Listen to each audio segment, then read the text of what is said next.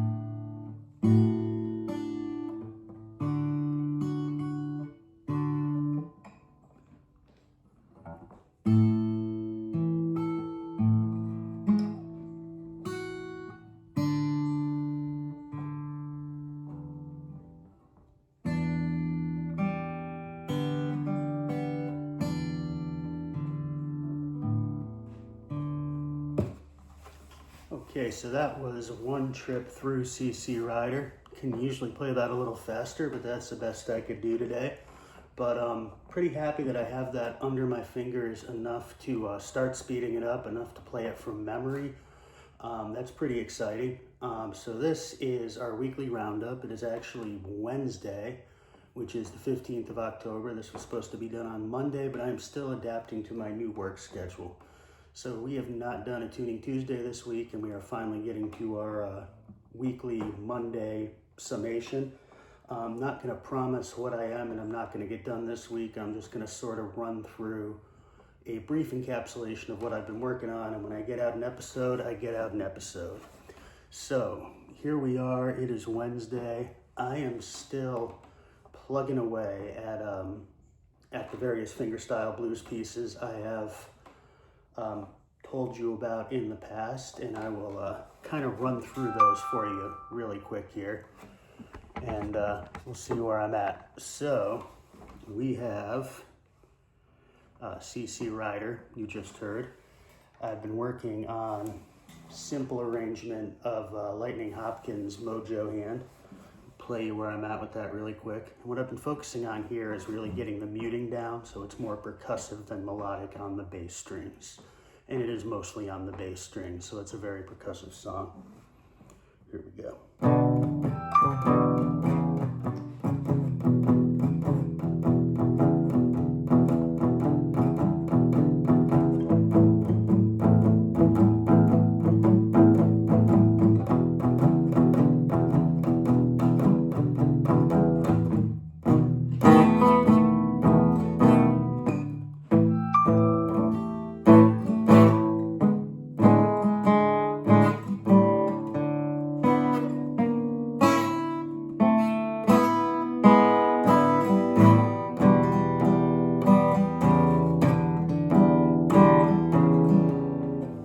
That's one trip through. You can see that turnaround is still a little sloppy, and my transition from the shuffle to the chord riffs is a little sloppy.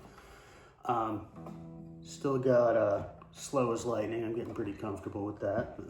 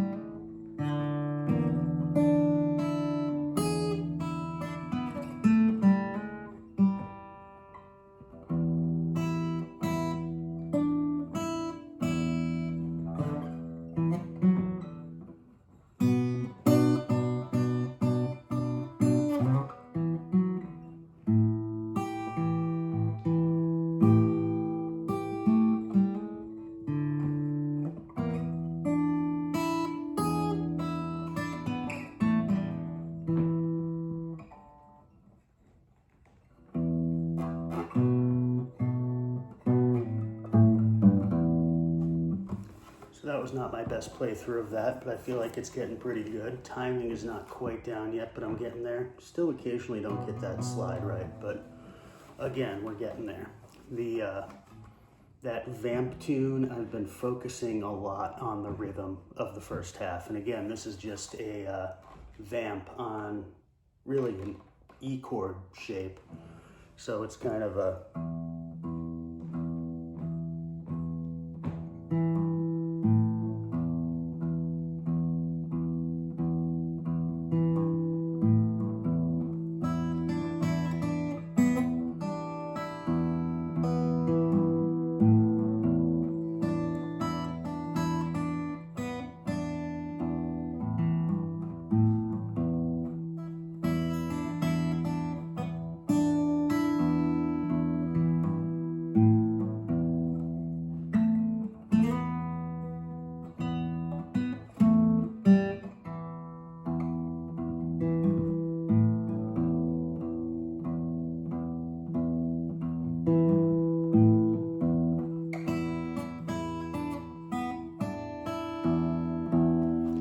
goes on like that from there. There's days when I can play that really smoothly, and there's days where that slide figure still screws me up, and today is obviously one of the latter. What else do we have going? Been working a lot on Spike Driver. Feel like I'm at a plateau with that where I need to add some complexities and then maybe go back to the simpler version to speed up a simpler version, but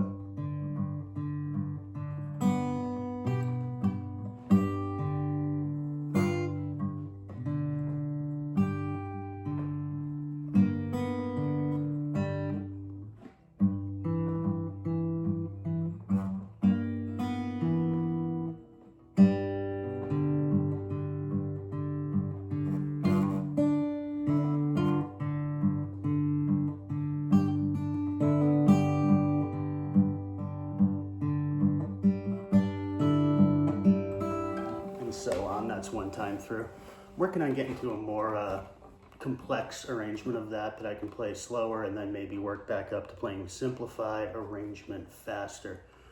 Been kind of playing a lot with key of C here because it's been very difficult for me to really consistently hit C chord without needing some strings. So I've been playing with like the first couple bars of Elizabeth Cotton's Freight Train because it's predicated on all the normal changes you'd have to a C. So it's kind of 1, 2, 3, 4, 1, 2, 3, 4, and so on. And I've just been looping that because if I can do that, I can pretty easily do your basic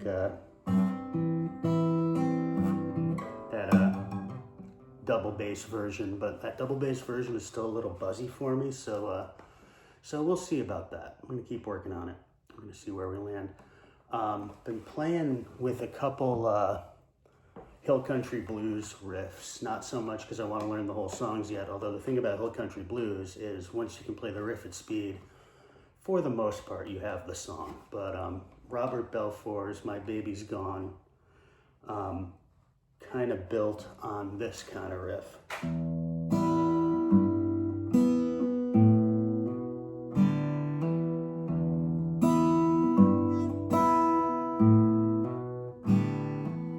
And the faster that goes, the more of a groove you get going on it. I've also been playing with Going Down South by R.L. Burnside, which is a similar structure, and it's almost like a repetitive finger picking pattern, so hopefully that's something I can, hopefully I can build up to doing this one at speed, but this kind of goes like this.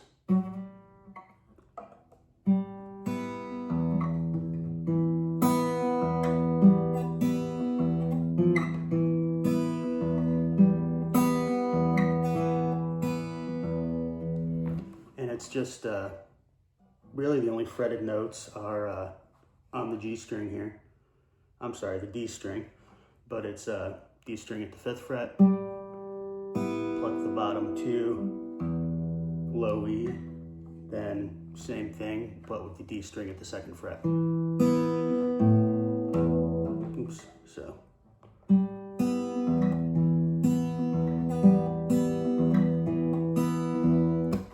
And so that one is working on getting that under my fingers. Also been playing with a Hill Country Blues riff in open G. Let's switch over to that guitar real quick. And this is also R.L. Burnside, and this is from Peaches, and I kind of just started practicing this one, so I'm not really there yet, but it's a...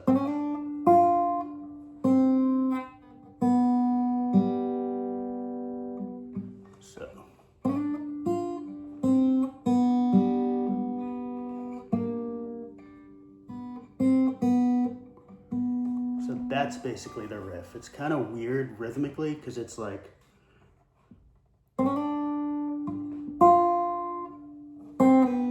That's a triplet. Well,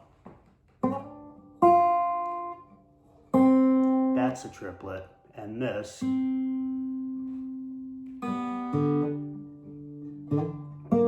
kind of a triplet too. And then that last little bit is quarter notes, so it's got this weird stutter to it, if I'm understanding it correctly. I'm not sure I am understanding it correctly. The thing about Hillside Blues is the rhythm isn't always obvious from looking at the tab. You've got to listen to it and play it, and then eventually it clicks. I don't know how long that's going to take to click for me, but that's what I'm working on this week.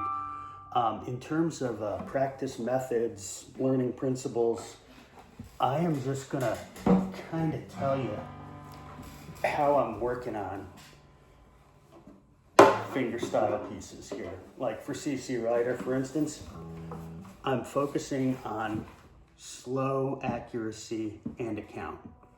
So I'm not focused on playing on speed. I'm counting out loud. For instance, the first few measures of CC Rider. 1, 2, 3, 4, 4 and 1. 4, and then that somewhat contrasts with the next, and this is often the case with Mississippi John Hurt. The same figure will repeat with kind of alternate rhythm. So that was our first two measures. Our next two measures go like this. So 1, 2, same so far, but instead of hitting this 1, 2, 3 driving the first half of the measure, we're 1, 2, and 3.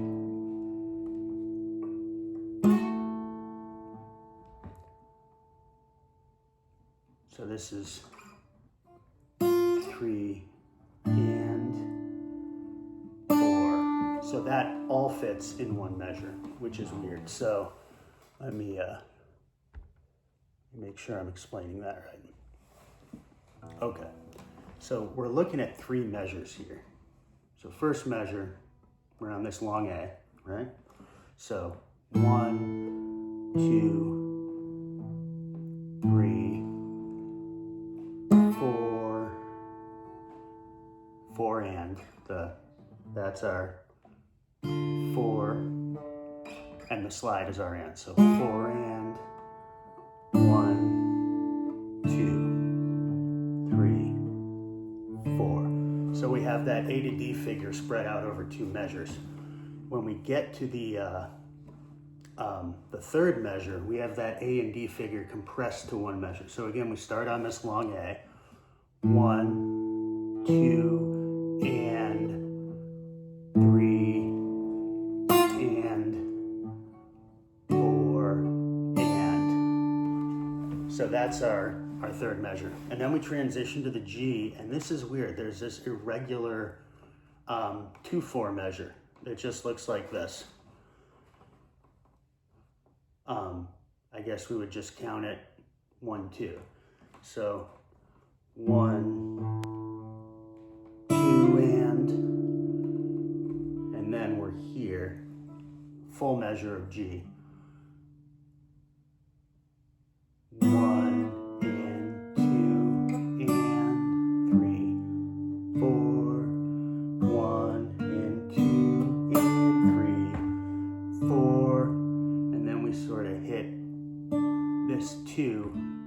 on the end of 4.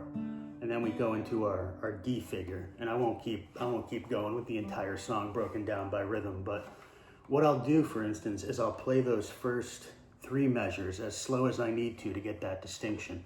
So 1, 2, 3, 4, and 1, 2, 3, 4, 1, and 2, and 3, 4. That's tricky, but that's slow going, but it's the way to kind of get it under your fingers. This is a song especially, and this is true of a lot of Mississippi John Hurt stuff, where if you look at what the notes are, if you look at the sequence and learn it, it doesn't help you at all. If you learn the rhythm and add some of the melody later, I think it helps more. So if we look at like Spike Driver, for instance, this is the soul of the song. And if you forget about your eighth notes, your syncopated notes,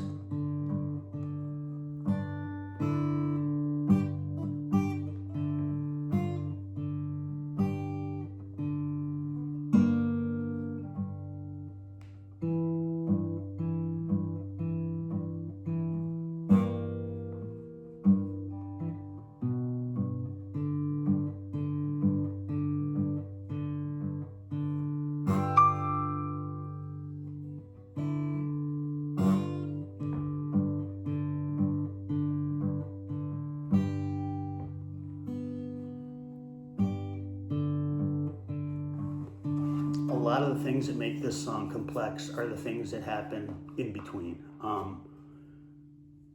And if you try to learn the complexities, if you're really focused on figures like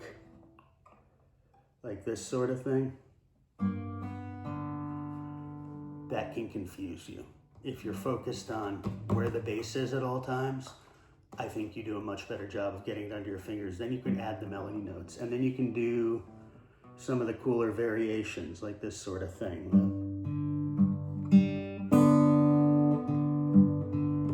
where you add the hammer-ons and pull-offs. CC Rider is very much the same way.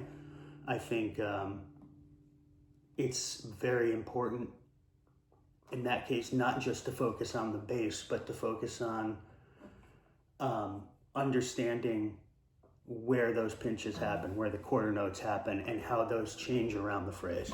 So that's something I've been working on, is the relative rhythm of the measure and the overall rhythm of the song, and how the bass and the melody notes interact. I don't know if there's a name for that, but that's kind of the flavor of what I've been working on. Mississippi John Hurt continues to be my North Star here, because he's a nice little, he occupies this space between, I think, some of the more Elizabeth Cotton, folky stuff, where you're gonna have this kind of ringing out.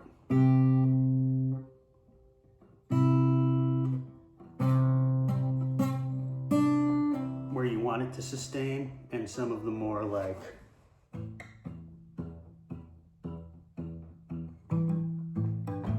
some of the darker, muted, more percussive stuff. He can play, you can play a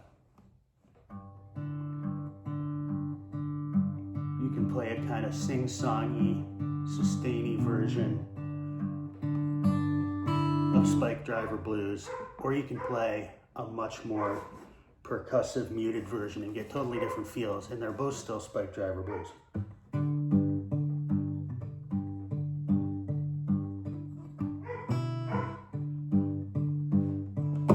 But I think a lot of the, like if you try to play a Lightning Hopkins tune more melodically, it's not gonna sound right. The same is true with the Hill Country stuff, which I'm gonna dive into more in a future episode. But Mississippi John Hurt stuff, I don't think you ruin it if you play it as folk. He kind of strides those two worlds, so I think they go well together. one of the things I've been doing a lot of this week is using a metronome for simplified patterns. And one thing I've been working on a great deal is what I've called the Piedmont roll in the past. And this comes from, why do I always forget? There's too many reverends in this business, but the Reverend Robert Jones, I always want to say Gary Davis, who is indeed a reverend and indeed an icon. Don't really know any of his tunes yet. Some of his tunes are a little more challenging. But the Reverend Robert Johnson is a contemporary teacher and historian of this kind of music. He has some courses on True Fire. His blues traditions courses are excellent. And he talks about really the opposite of what I was just talking about. And I covered this sort of last week, but I've been talking about breaking down the bass and the melody separately and not learning it as a pattern. He advocates kind of the opposite, at least for playing Mississippi John Hurt style music. That's where you just finger a chord, like we'll do E major here, and then we do as a pattern what he calls the Piedmont roll. So second string, fourth string, first string, and our other bass string, which in this case is the sixth. So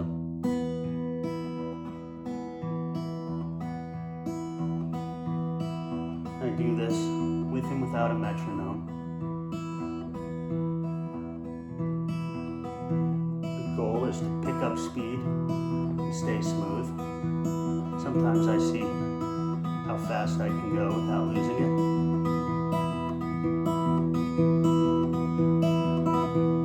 Sometimes if I'm trying to learn a tune and I know the chord progression, but I don't know all the notes, like sometimes I'll just try to play, like, let's say I'm trying to do a 12 bar in E with the Piedmont roll. Well, I'll slow it way down and I'll count out measures, but I'll focus on the pattern. So 1, 2, so 1, 2, 3, 4, 1, 2, 3, 4, 1, 2, 3, 4, 2, 3, 4, and then I'll go to my A, which in this case is going to be my 4 chord. So the only thing that changes is the second bass is on the 5 string. So that's 2 measures of that. Back to the E. Oops, that was 3 measures. But we'll go to our B7. Oops. Back to an A7.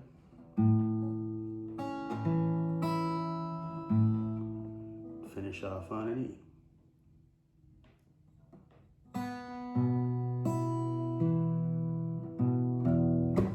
And that was a little sloppy, but that's the kind of thing I've been working on. And you can do that with any number of chords. You can do that with, let's say we want to do that in G. So finger a basic G.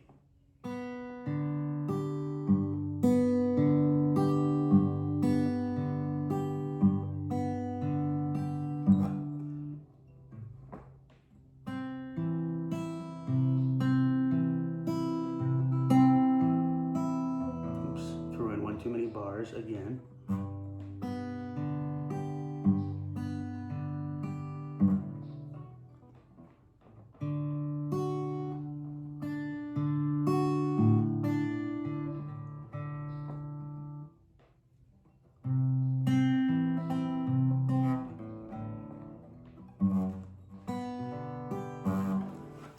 Can be good to try to like slow that down and transition between 5th string and 6th string bass chords.